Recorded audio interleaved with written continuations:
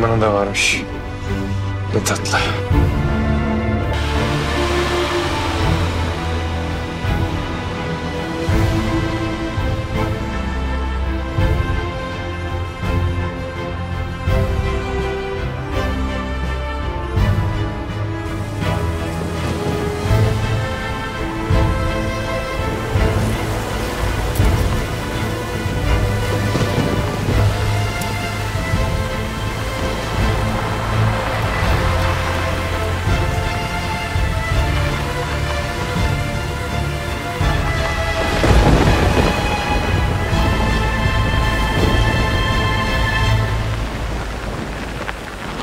Bu ne ya, korku filmi gibi?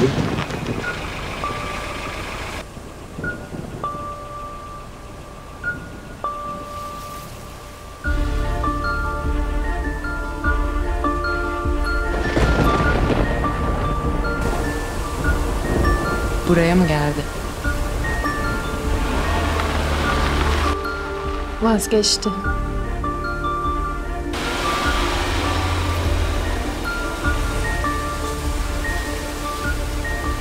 Neredesin sen ya? Hastanede dört dönüyorum. Telefonu da açmıyorsun. Kimseye de bir şey söylememişsin abi. Duymamışım telefonu. Uluçınar'a yollamışlar seni. Başa bir şey söyledi. Evet abi, şu an neredeyim sanıyorsun? Ne adamsın ya. Sabah bekleseydin en azından birlikte giderdik. Bekleyemedim abi. Bastım geldim. İyi. Nasıl ortam? Vallahi anlatması zor. Görmen lazım. Nasıl oğlum, iyi mi kötü mü? İyi olabilir mi sence? Ya orayla ilgili bir şeyler duymuştum ama. Daha önce hiç yolum düşmedi. Ne yaptın peki sen? Kalacak yer falan ayarlayabildin mi? Şimdi bulurum bir otel. Yarın da bakarım durumlara. İyi tamam. Konuşuruz. Sıkma canını. Vallahi can bir kere sıkıldı kardeşim. Ben durmam buralarda. Ya ben en iyisi şöyle gideyim güneyde bir kasabaya. Orada bir hastanede çalışayım rahat rahat. Oğlum hala işin gırgırındasın ya. İyi ama bu güzel. Takma kafana. Sakin ol. Sıcağın sıcağında iş yapma. İyi düşün. Neyse. Bakacağız. Hadi görüşürüz.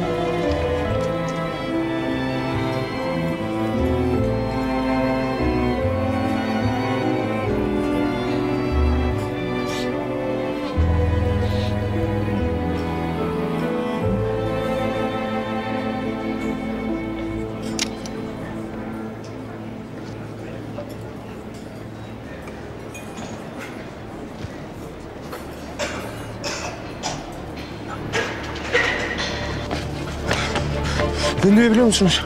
Beni duyabiliyor musunuz?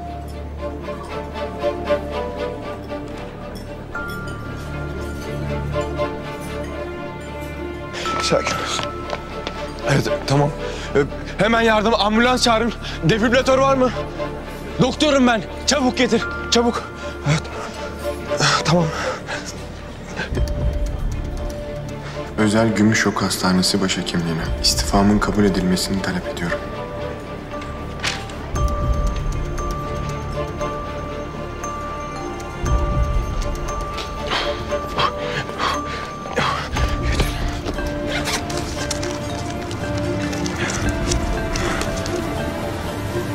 Ne yapıyorsun? Öleceği yoksa da zorla öldüreceksin adamı. Ne yapıyorsun kardeşim? Çeksene ayağını. Adam kalp krizi geçiriyor. Görmüyor musun? Çek şu ayağını.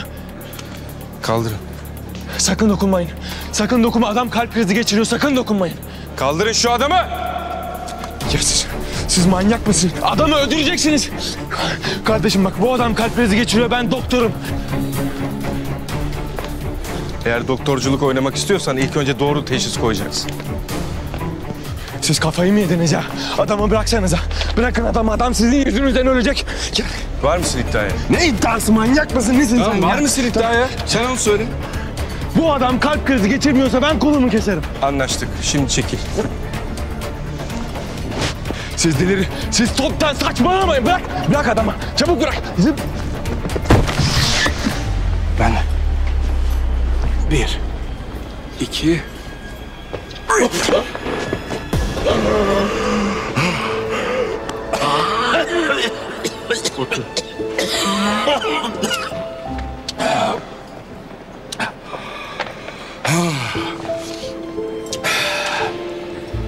İyi misiniz? İyiyim. Allah razı olsun sizden. Rica ederim, ne demek? Biraz daha fazla çiğneyin. Nerede o?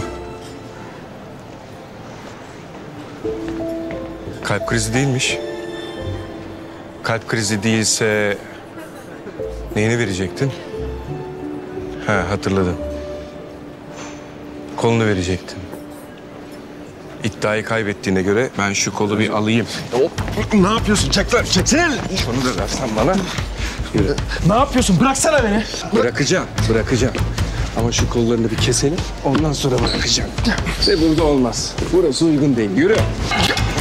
Bıraksana beni. Ya. Şefim. Oo, hoş geldin. Hoş bulduk. Merhaba, kolay gelsin. Ya şu benim seti versenize. Bir de arkadaşlar şu arkadaşı bir alsın. Kolunu kaybetti de. Getirin arkadaş şuraya. Bırak, dokunma. Ne yap? Bırak. Bırak. Sağ ol, teşekkür ederim. Bıraksana beni. Bak. Ya. Bak polis çağırın bak. Delirdiniz mi ya? Siz delirdiniz. Polise bak, dava ederim. Hepinizi dava ederim bak. Beyler, bir dakika. Yalnız işin ucunda dava varmış. Lütfen dikkatli olalım. Avukat mı arkadaş? Yok. İddia ettiğine göre doktormuş.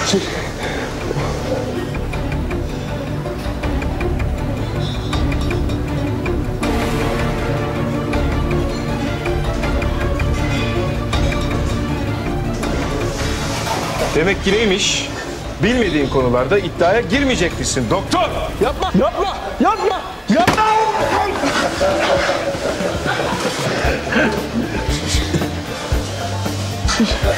Siz deli misiniz ya? Bırak. Çekil. Ne yapalım, korkutalım biraz daha. Vallahi bana sorarsan hak etti. Seko koş. Deli misiniz?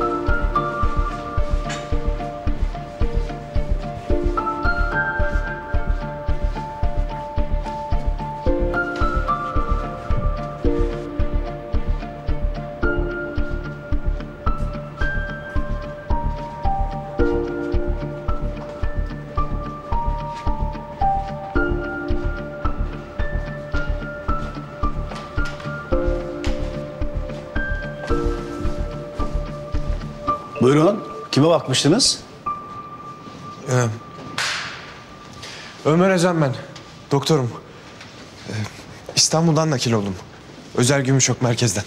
Ha, iyi de bize kimse haber vermedi. Daha yeni bugün karar alındı. Bir sisteme bakarsanız. Bakalım. Bu arada ben müdür yardımcısı İhsan Bozkır. Memnun oldum.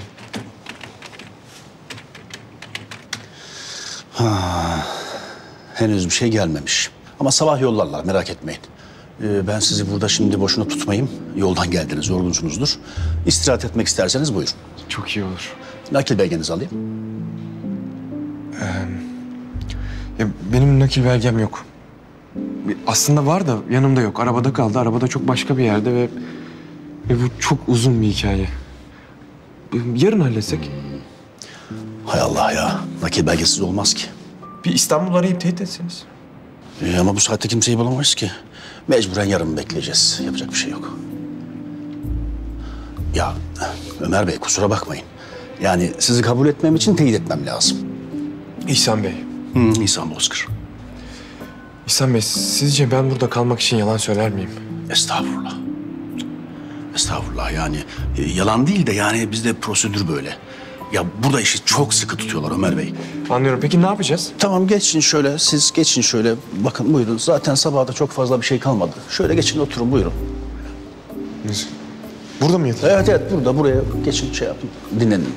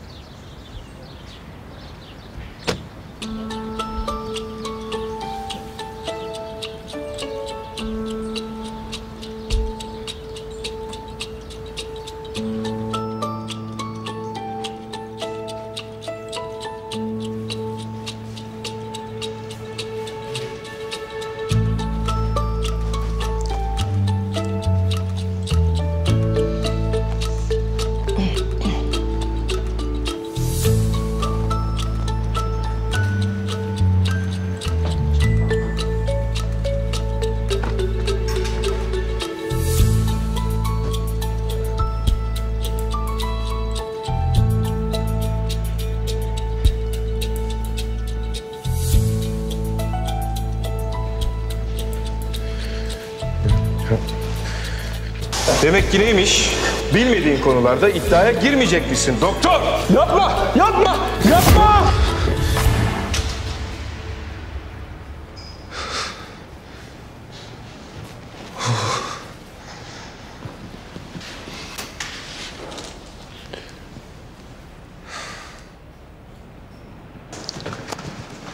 Uyanmış. Hele şükür, saat kaç oldu? Günaydın. Günaydın. Günaydın. Ömer Beyciğim, ben de size geliyordum. Şimdi İstanbul'la konuştum. Naklinizi teyit ettiler. Yani aramıza hoş geldiniz. Çok şükür. Çok şükür, hoş bulduk. Hoş geldiniz. Ben başhemşire Mine Yıldız. Memnun oldum. Ben de hemşire Onur. Çok memnun oldum. Hoş geldiniz. Memnun oldum. O zaman İhsan Bey, ben nerede kalacaksam oraya geçebilir miyim? Tabii de şimdi lojmandaki boş oda bakımda. Tadilatı bitene kadar biz sizi burada ağırlayacağız. Hastanede mi? Evet, burada ben yerinizi hazırladım zaten. Yukarıda bir personel odamız var. Ben size göstereyim odanızı, kalacağınız yeri. Personel odası ama öyle şey değil yani. İnanın yani konforlu, çok konforlu bir odadır. Hiç merak etmeyin. Ne bileyim yani banyosu, sıcak suyu, plazma TV'si var. Plazma TV. Plazma TV tabii. Hiç merak etmeyin, orada çok rahat edersiniz. Yani başka bir çözüm bulana kadar siz burada kalacaksınız. Burada kalınıyor değil mi? Yani Kalınıyor. Burası bizim evimiz gibidir Ömer Bey. Çok rahat edersiniz, hiç merak etmeyin. Nerede bu oda? Şurada, şu oda. Tamam. O zaman teşekkür ederim. Rica ederim. İhsan Bey, arabayı getirtmişsiniz. Teşekkür ederim. Araba mı? Ne arabası? Affedersiniz, pardon. Uluslar Hastanesi, evet. Hoş geldiniz tekrar. İyi istirahatler. Teşekkür ederim. Tekrar hoş geldiniz. Bir şeye ihtiyacınız olursa biz buralardayız. Tamamdır. Hoşça kalın. Plazma.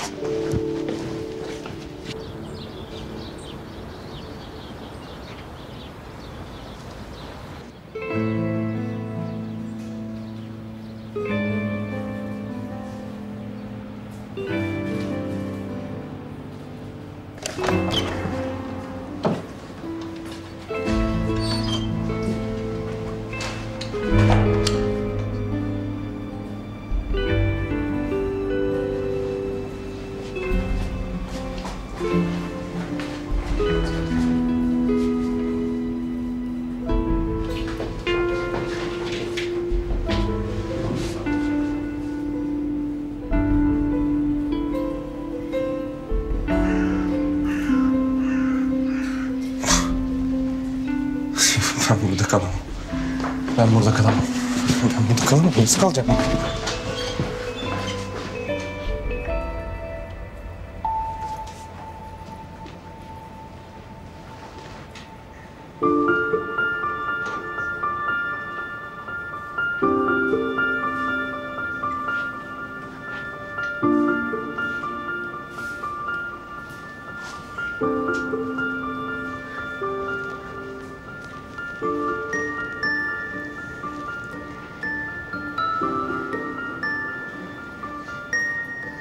Senin ne işin var burada?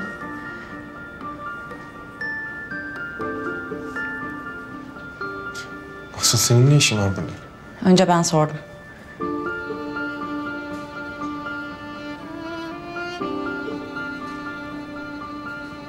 Ben nakil oldum İstanbul'dan. Sen ne yapıyorsun burada? Çalışıyorum. Burada mı çalışıyorsun?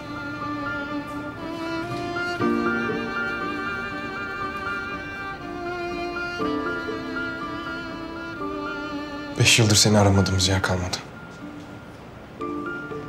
Aslı ile Murat da çok merak ettiler. Sen bunca zaman burada mı çalışıyordun?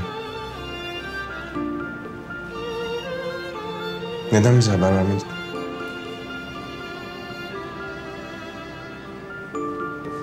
Öyle gerekti.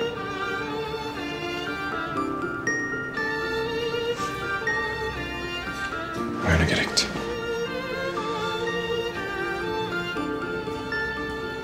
Leyla.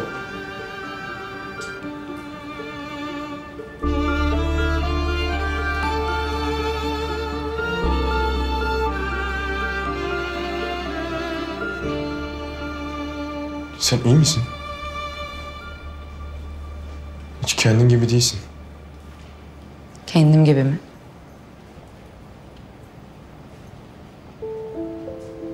Sen benim nasıl biri olduğumu nereden biliyorsun ki? Yani toplasan ne kadar vakit geçirdin benimle?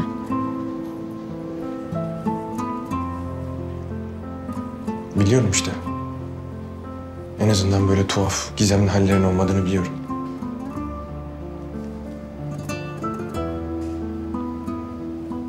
Sen ne kadar kalacaksın burada? Bilmiyorum. Neden?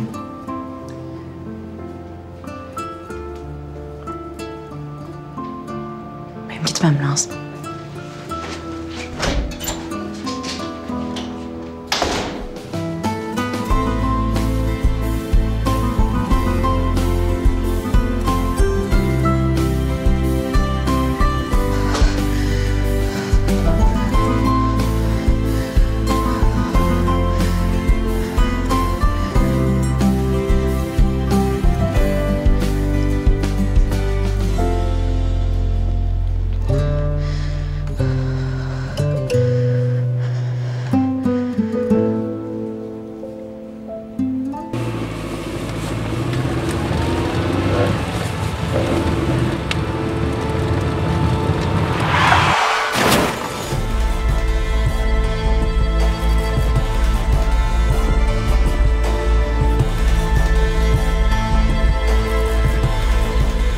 Benim arabam mı?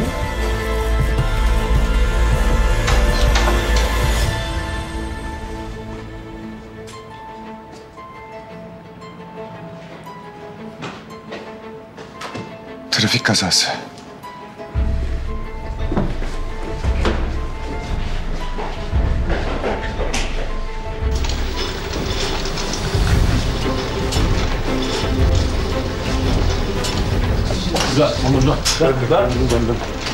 Vital bulgularına bakalım hemen. 3'te alıyoruz. 1, 2, 3. Hop. Bektaş bunu alalım. Geldim. Bilinci yerinde. Tansiyon takıldı. Elektrot, pedler takılsın.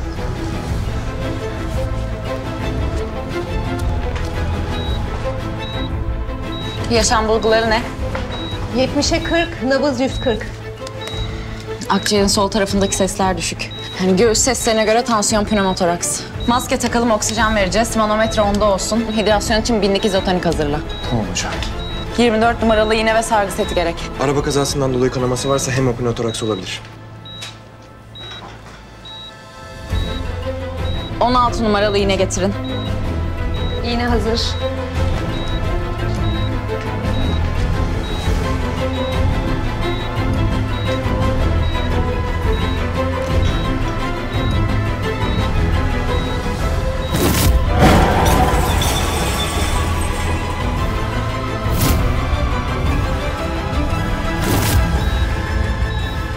Eline ne oldu senin?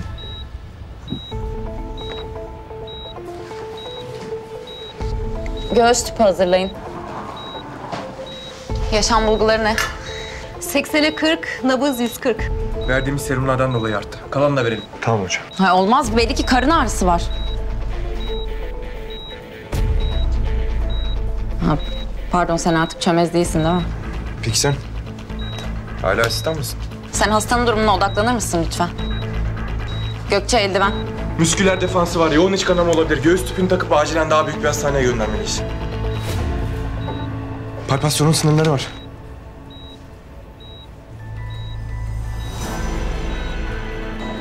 Ultrason geldi. Bu mu? Nasıl ama Ömer Hocam?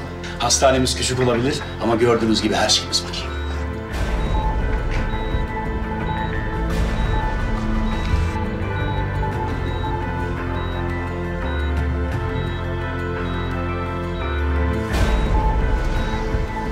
Bu çalışıyor mu şu an? Şurada. Şimdi kendine gelir. Dalağında kanama var değil mi? Evet. Siz nereden görüyorsunuz? Ben bir şey görmüyorum. Çok ciddi görünüyor. Ne yapacağız? Hastayı acilen doğru düzgün bir hastaneye göndermeliyiz. Aşk olsun Ömer Hocam, aşk olsun. Burası hem doğru hem de düzgün bir hastanedir. Yani bütün ekibim adına sizi teessüf ederim. Hastayı başka bir hastaneye ulaştıramadan kan kaybından ölür. Burada tedavi etmeniz gerek. İyi de burada doğru düzgün bir şey yok ki. Hastanın hayatını riske atacak bir şey yapamayız. Bakın, burada bu operasyonu yapmak bildiğin cinayet. Niye, kendine güvenmiyor musun? Yapamayacağımdan değil, yapmayacağımdan. Hastanın hayatını riske atacak bir şey yapamam ben. Adamı 2 dakika uyutmadınız ha.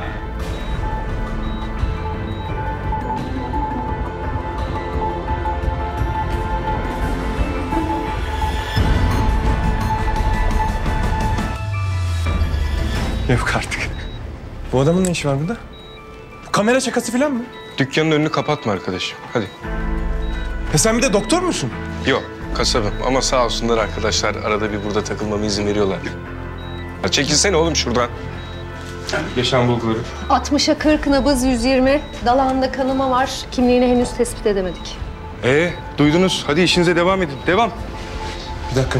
Entübasyonla ventilatörü getirin. Arkadaşlar bir dakika bakın, burada böyle bir işlem yapamazsınız.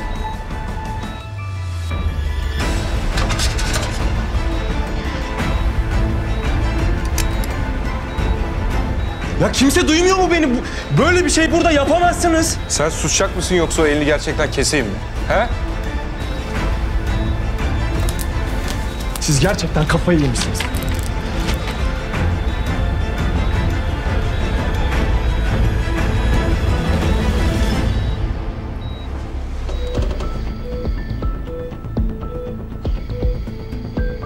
...20 mg etomitad enjekte edin. Propofol infüzyonu ve 1 ampul rokuronyum verin. Rokuronyum. Ventilatörü CMV moduna getir. Tüpü uzatın. Ona vaktimiz yok. Trokar kullan. Burada var mı ki ondan? Aşk olsun hocam. Bizde hepsi var. Buyurun hocam.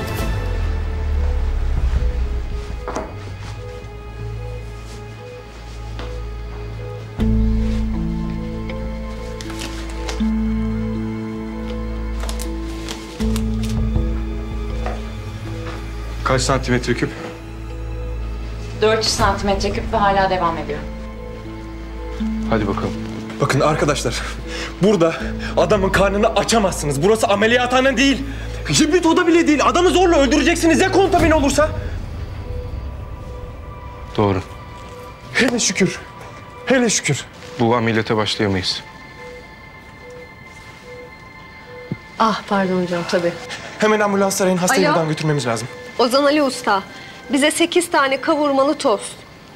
Biliyorsun ameliyattan sonra acıkıyor hoca. Yok artık. Ha bir de senin ev salçan var ya, ondan da arasına sürersen. Hayır. Var burada var. Tamam hadi bekliyoruz. Evet, biz de artık işimize dönebiliriz. Arkadaşlar, siz komple kafayı yemişsiniz. Böyle bir şeyi burada yapamazsınız. Bu adamı öldürürsünüz. Şu şeyi önümden alır mısınız? Adamı öldüreceksiniz sonra ya. Hocam şöyle geçin siz. Buyurun. Tamamdır hocam.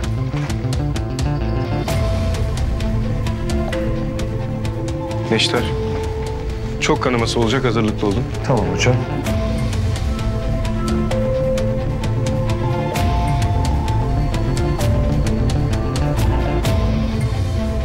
Vakum. Makas. Vakum.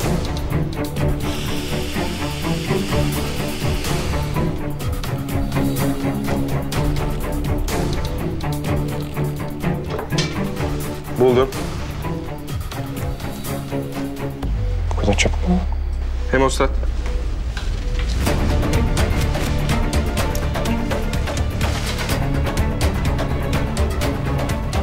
Ne işte? İplik 3.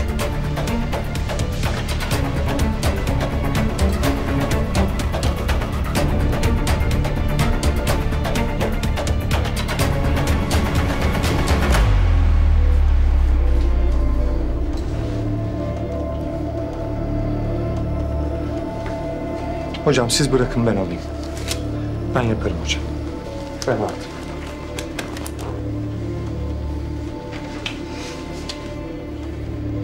Odaklan. Odaklanın. İplik 3. Hocam buyurun.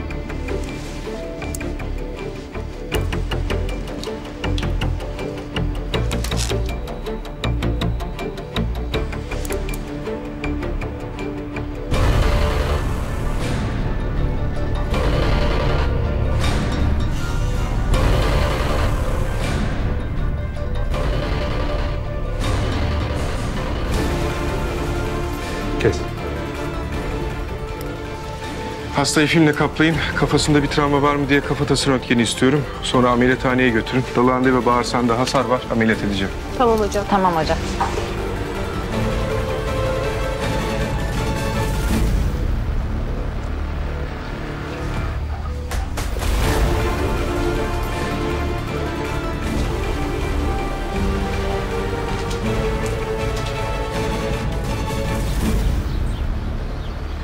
Adam gerçekten tuhaf bir tip ama daha önce bu kadar hızlısını görmedim. Kimmiş abi bu adam? Daha önce nasıl adını sanını duymadık acaba? Bilmiyorum. Ama gerçekten tuhaf bir tip. Ya benim için bir araştırsana şu adamı. Kimmiş, neymiş, nerede çalışmış, ne yapmış? İnternette hiçbir şey bulamadım. Tamam merak etme ben bir sorup soruştururum. Ya boş verin şimdi adamı da. Ya asıl Leyla'nın ne işi varmış orada? 5 senedir oradaymış. Niye bize bir şey söylememiş? Niye haber vermemiş? Bilmiyorum. Aynı soruları ben de sordum ama cevap vermedi. Zaten başka biri gibi davranıyor. O ne demek ya? Ben de geleceğim oraya. Göreceğim Leyla'yı. Zaman kaybı olur. Dediğim gibi yani... Leyla bir farklı, eskisi gibi değil. Tam adını koyamıyorum. Ama başka biri gibi davranıyor. Biri geldi, kapatıyorum. Tamam abi eyvallah görüşürüz.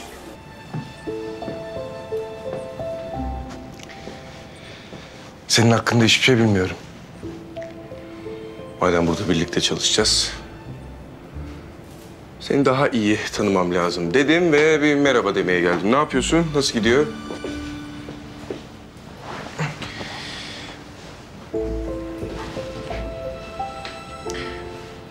Bana neden doktor olduğunu söylemedin? Ha, otelde mi? O zaman işin bütün eğlencesi kaçardı değil mi? Aptal durumuna düştüm. Gerek var mıydı buna? Boş ver canım, biz bizeydik. Kimse görmedi zaten, takılma. Alışabilecek misin buralara? Alışıp alışmamam önemli değil. Zamanı gelince geri döneceğim. İlk geldiğimde hemen dönerim diyordum. Ama şimdi halletmem gereken bazı işler çıktı. Öyle diyorsun. Evet. İnanıyorsun yani seni geri alacaklarına. Gelmeden önce öyle konuştuk. İyi. Hadi bakalım. Neyse bu kadar komşuculuk yeter. Komşuculuk? He, komşuculuk. Ben de hastanede kalıyorum ya. Diğerleri lojmanda. Yani bu hastanede geceleri sadece ikimiz varız. O yüzden geceleri kapını kilitle. Yoksa arabanın anahtarını alırım. Bugün yaptığın hiçbir şey doğru değildi. Efendim? Tedbirsizceydi. Sorumsuzcaydı ve tehlikeliydi. Öyle diyorsun. Evet, öyle diyorum. Hastanın hayatı söz konusuydu. Başka şansımız yoktu. Peki hastaya başından geçenleri anlatabilecek misiniz? Yaptığınız o işlemleri. Hasta haklarından söz ediyorsun. Evet. Bu hastanede tek bir şey geçerli. Hayatta kalma hakkı. Ne pahasına olursa olsun. Şimdiye kadar hayatını kurtardığım hiçbir hasta için kimseden özür dilemedim. O yüzden beni yargılamadan önce derin bir nefes al, kendine gel. Ve burada olduğun sürece benim kurallarıma göre hareket edeceksin. Anladın? Anladım.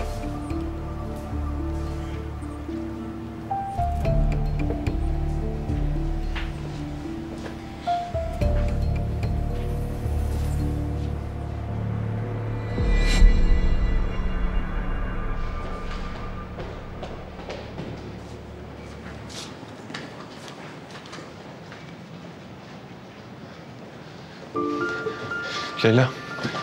Leyla bir durur musun? Ya benim... Evet. Hakan Hoca'ya neden itiraz etmedin bugün? Hastanın hayatını riske attı.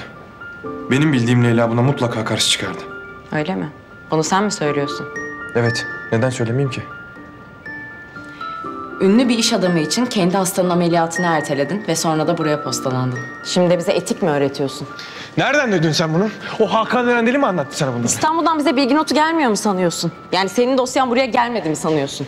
Cerrahi servisinde şefi tabii ki altında çalışanların geçmişini bilecek. Zaten buraya hep senin gibiler yollanır. Benim gibiler? Hı. Aferin almak uğruna hastasını tehlikeye atanlar. Saçmalıyorsun şu anda. Ya peki niye yaptın? Niye kendi hastanı bırakıp riskli bir ameliyata girdin? Çünkü o ameliyata en iyi doktor girmeliydi. Sen de oraların en iyisiydin öyle mi? Bak öyle değil, tamam mı?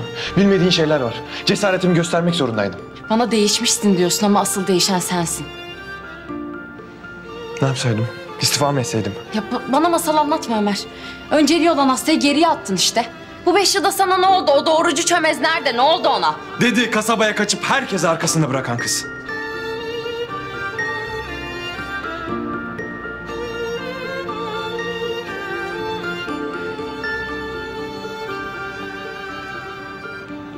Git buradan Ömer. Herkes için en iyisi bu. Lütfen git.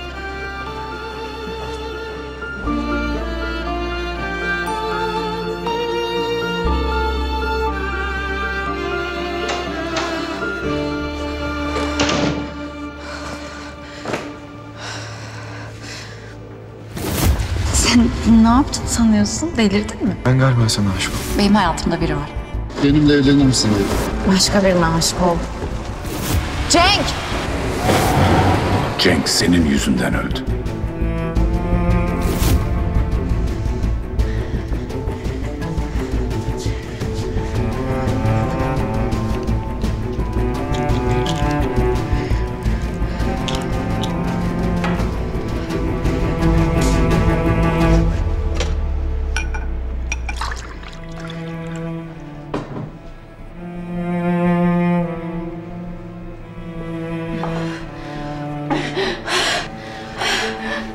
Beni sen öldürdün. Benim katilim sensin, sen.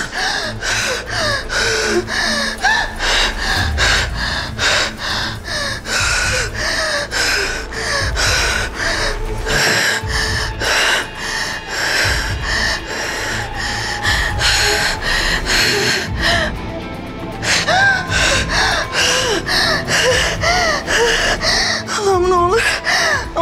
başlamasın ne olur.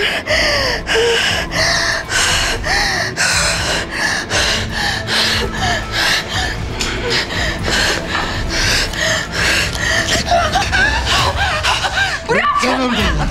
Bırak! Sen öldürdün. Bırak! Bırak! Bırak beni! Bırak! Bırak!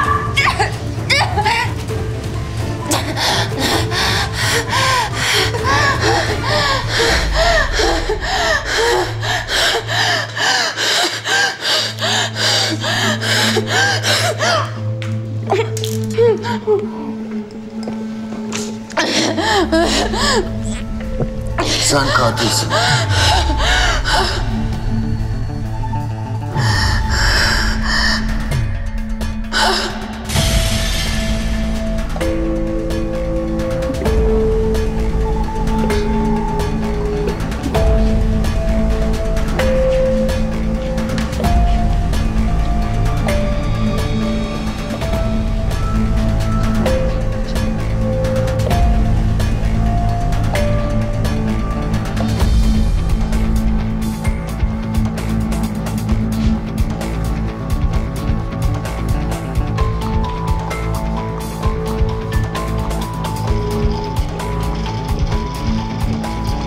Leyla hocam. Hocam neye bakmıştınız? Hocam?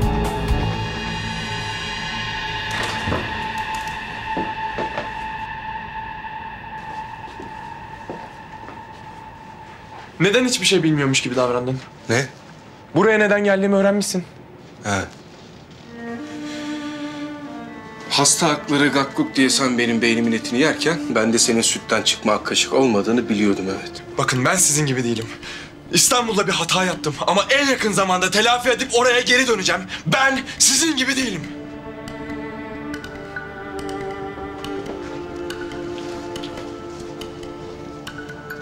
Sen şu ana kadar kaç hasta kaybettin? Şu ana kadar kaç hasta kaybettin? Ölüm saatini ilan ettiklerini demiyorum bak. Direkt senin kendi sorumluluğunda olan kaç hastayı kaybettin? Söyle. Okumuşsun dosyamı. Bir hasta kaybettiğimi biliyorsun. Tamam. Ona 10 ekle, yanıma öyle gel. Seni ancak o zaman ciddiye alırım. Hastalar senin umurunda bile değil. Senin tek derdin egolarını tatmin etmek. En azından önceliği olan hastaları görmezden gelmiyorum. Ben sadece bana verilen görevi yaptım ama sen teknik olarak yetersiz koşullarda o hastayı ameliyat ettin. Ettim. Merak etme, sen de edeceksin. Madem bu hastanede işe başladın, artık bu hastanenin bütün teknik koşulları senin için de geçerli. Etmeyeceğim. Etmeyeceğim ben. Bu kötü koşullarda hasta falan ameliyat etmeyeceğim. Ya bu arada benim hastam hala yaşıyor.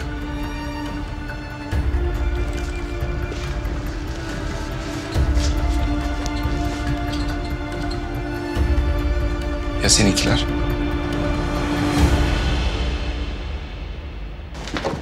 Hocam acil gelmeniz lazım. Leyla Hoca. Ne olmuş Leyla'ya?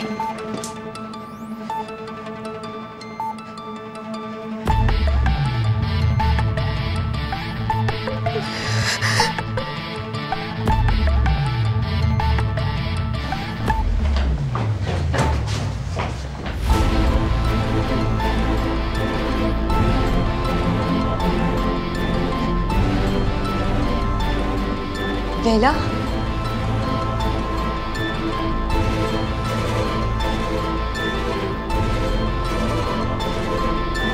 Leyla yapma, onu bana ver. Senin yüzünden katil, senin yüzünden öldüm. Benim katilim sensin, sen senin yüzünden öldüm.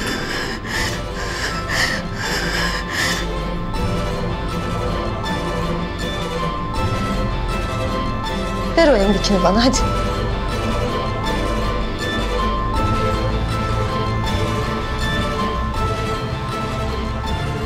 İyisin sen Leyla. Daha iyi olacaksın. Sen katilsin, sen öldürdün, katilim sensin. Senin yüzünden öldüm. Hadi ver o elindekini bana. Sesler duyuyorum. Sesler duymuyorsun. Onlar senin düşüncelerin. Hadi. Ne olur Leyla, ver o elindekini bana. Hadi.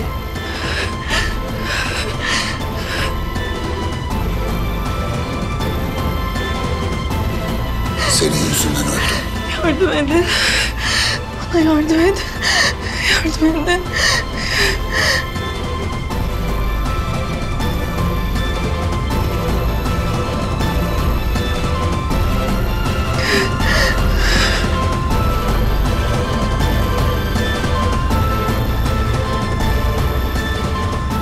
Leyla.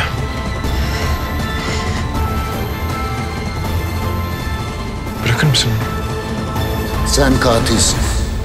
Senin yüzünden öldü.